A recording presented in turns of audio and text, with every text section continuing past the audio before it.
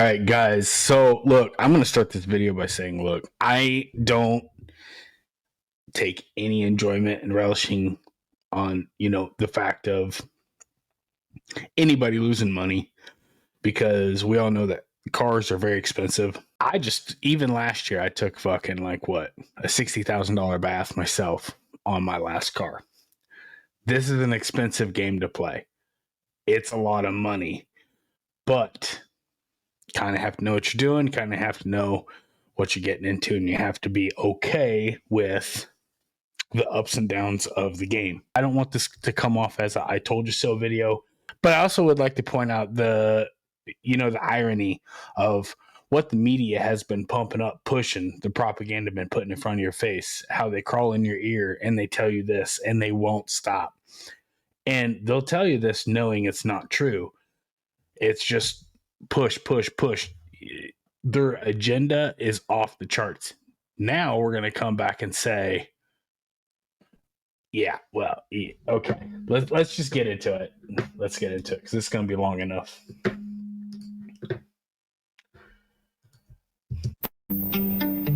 The old saying goes, a car loses value as soon as you drive it off the lot. It's true, and it can be a big hit, almost half its value in the first 5 years. Buying a new car is a terrible investment. But EVs take an especially large hit, and the losses some suffer are astonishing. EVs have lower operating costs than gas cars, especially if you charge them at home, less maintenance, and no fuel costs. But owners may be shocked at how little they get when they try to sell it. Many analysts worry that poor resale values threaten EV adoption. Used EVs might be cheap, but new car buyers might worry they'll lose too much money. CNBC explains why EVs have had such poor depreciation rates and what that really means for their future.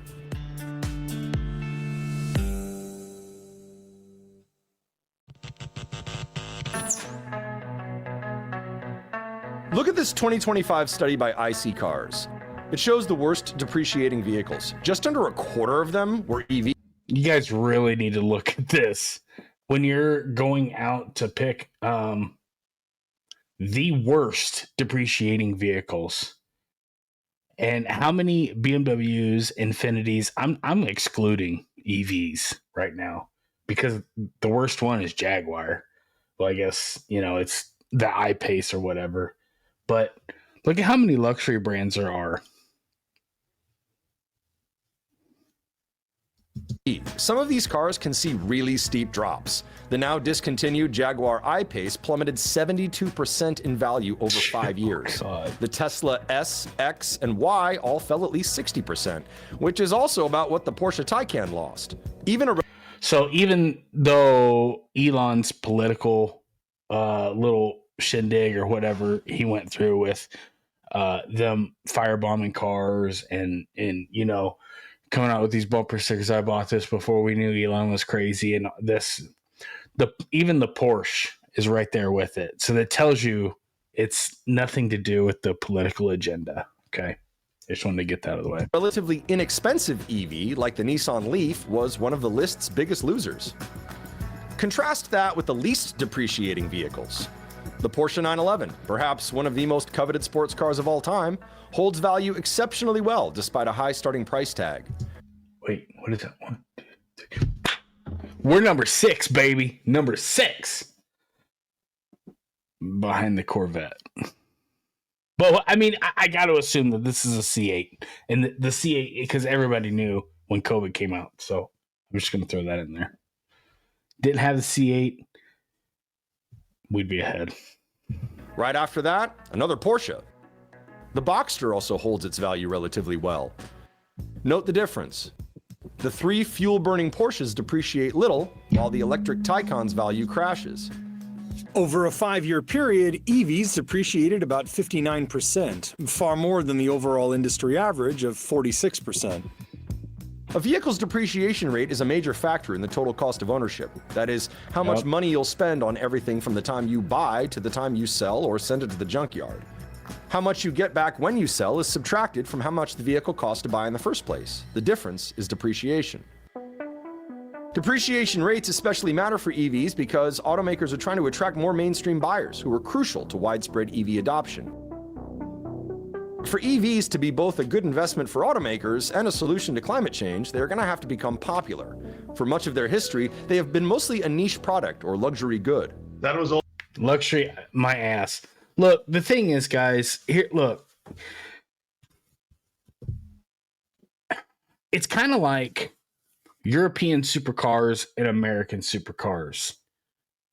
They're different. Okay?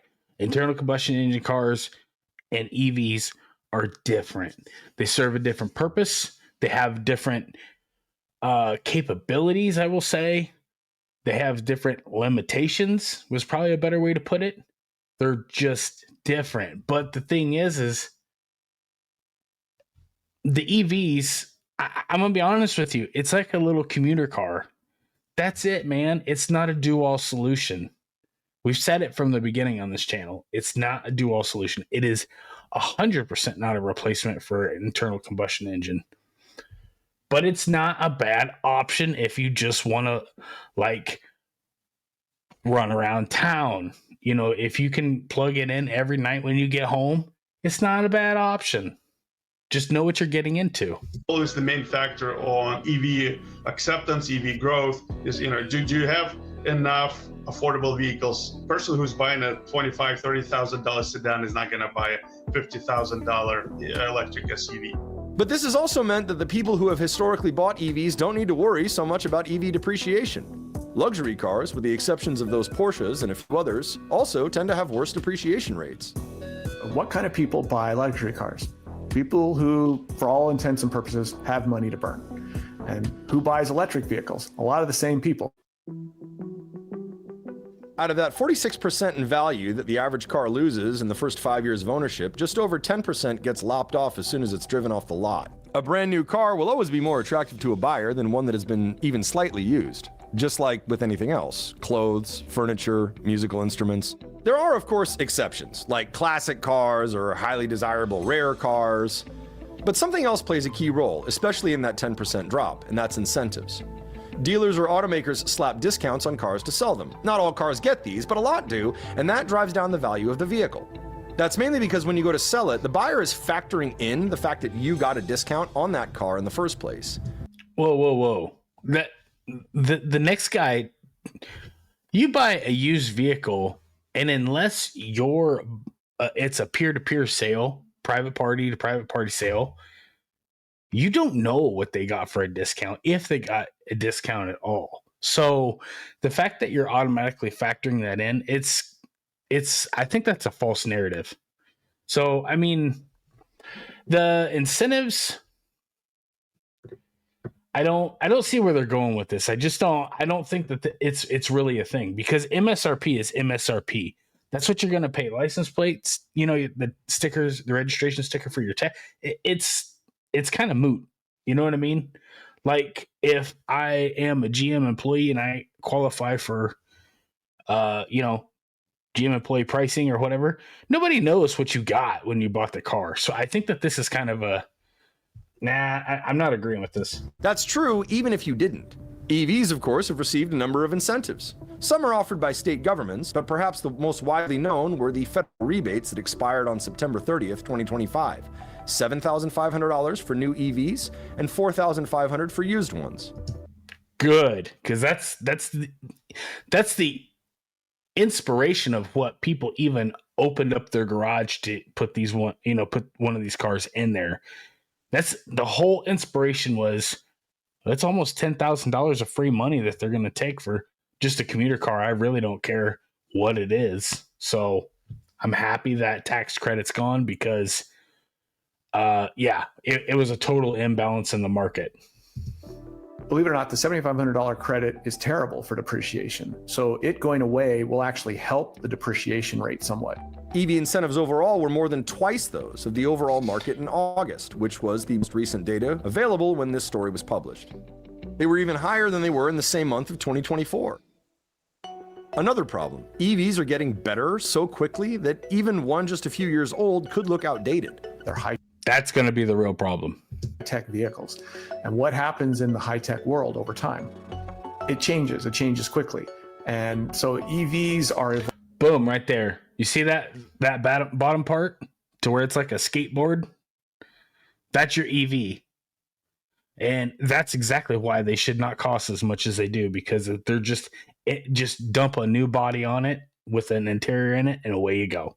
Evolving quicker than the traditional car, which means a 2 or 3 year old EV seems that much more obsolete than a 2 or 3 year old gasoline or even hybrid vehicle. Here's an example. Over a 10-year period, the maximum range of an EV about doubled, and the median range roughly tripled.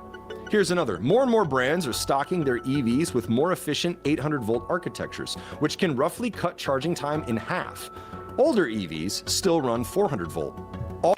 Well, it's no saving grace, because Porsche's done this since day one. Porsche's been 800-volt, and you saw the list. They're amongst the bottom. All kinds of EV tech are improving. One thing that is important to note, a lot of people are afraid to buy EVs because they are afraid they are going to have to repair or replace the battery. Studies are showing battery durability is beating expectations, and the cost of replacing batteries is dropping. Battery health is actually much better than consumers expected a few years ago. Those vehicles coming back to the market, majority of them have a very good battery. Consumer education will help in that market. Despite their benefits and improving technology, EVs still appeal to a relatively small number of people. First of all, prices are pretty high, and a disproportionately large share of EVs are either premium or luxury vehicles, or are at least priced that way. Look, I can't help but think that when we were under the false pretense that we were going to be forced into EVs, I can't help but think that they were raising MSRP. I mean, I just posted a short clip of a $210,000 Silverado. Like, I mean, I'm begging to know where these high MSRP prices have come from just within the past 5 years. If we would just get rid of this notion that we have to have this in the production line, if it works its way into it and it stays there and the natural demand for it is there, great, fine, whatever, it is what it is. But this rushing to a date and forcing the masses to, you got to have this or it's, illegal, you're paying penalties, whatever. It's caused crazy panic, and I can't help but think that we're bankrolling it, and everybody is suffering today because of it. On average, buyers better. paid about $9,000 more for an EV than they did for a simple gas or hybrid vehicle. With the exception of the Porsches and perhaps a few higher-priced sports cars like the Chevrolet Corvette, most of the least depreciating vehicles are mainstream ones. A lot of Toyota, Honda, and Subaru sedans, coupes, and crossovers. In contrast, almost every one of the steepest depreciators is made by a luxury brand or has a starting price well above the average. The only one that doesn't is the Nissan Leaf, which is an EV. Every used car buyer, by nature of being a used car buyer, is value-oriented. And guess what the value-oriented buyers think of the badge on the hood or the drivetrain underneath the car? What's it cost and how much functionality do I get? That's what I care about. This is value. I did a video a long time ago saying that even Mercedes, and this is like pre-pandemic, but it was like those high sticker price cars like the AMGs and the big sedans and everything, they retained after their warranty let out, the manufacturer, because the manufacturer warranty is awesome on those cars.